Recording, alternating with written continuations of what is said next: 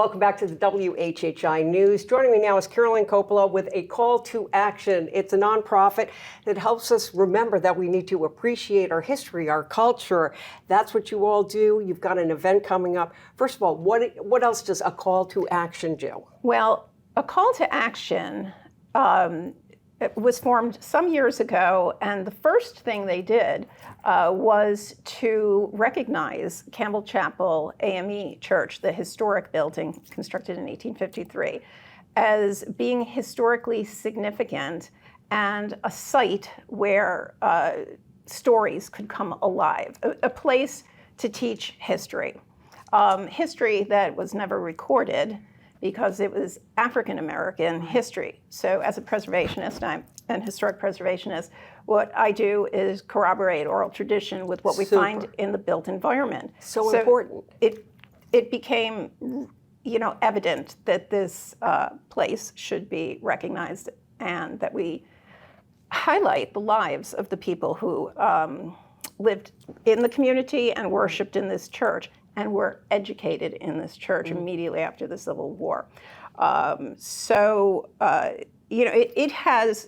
It tells a powerful story. So in 2019, after years of research, we had it listed on the National Register. I nominated it to the National Register. It was listed in April of 2019, which it really helped us move ahead with getting funding for the restoration. So this year is the 150th anniversary of the transfer of the deed from the original congregation to the freedmen who bought the church and who founded this congregation, a congregation that still worships there, and many descendants are the history is so fascinating and so important.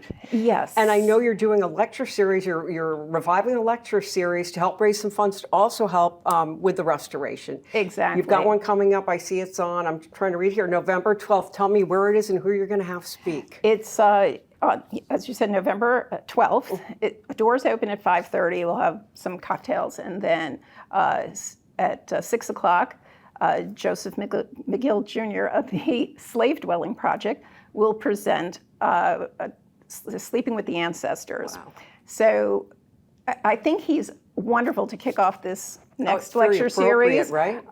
It is very appropriate. So what he does through the Slave Dwelling Project is he invites people to go with him, and he has slept in probably 250 or more slave dwellings and other associated buildings in an effort to add to our knowledge of American history, telling a more authentic and inclusive part of history. And that's what we're trying to do with a call to action as well. Instead of telling two parallel histories, the Euro-American experience, the African-American experience, there's one history. And it has to be told with, to be more inclusive. So by going to these dwellings and other sites with other people, Joe has really educated people on the history of our country. And, for what we're doing with a call to action with the lecture series is also trying to share the history of the Low Country and history through it. So. And you're having it at the Campbell Church, right? It is. Yeah. It's at the new church, the Fellowship the newer Hall. one. They're next door to each other, correct? They are next door to each other, and that's 25 Boundary Street in Bluffton. There's plenty of parking, and I think this is going to be a fantastic lecture because he's going to tell us about what he does, the importance of it, and then it's a perfect match to what we're trying to do. Well, kudos for you. Kudos to you for getting him as a speaker. I hope it goes really well. It's successful. Keep up your wonderful work. We really need to appreciate the history in our area. Thank you so much. You're welcome. Thank you. And we will be back in just a moment.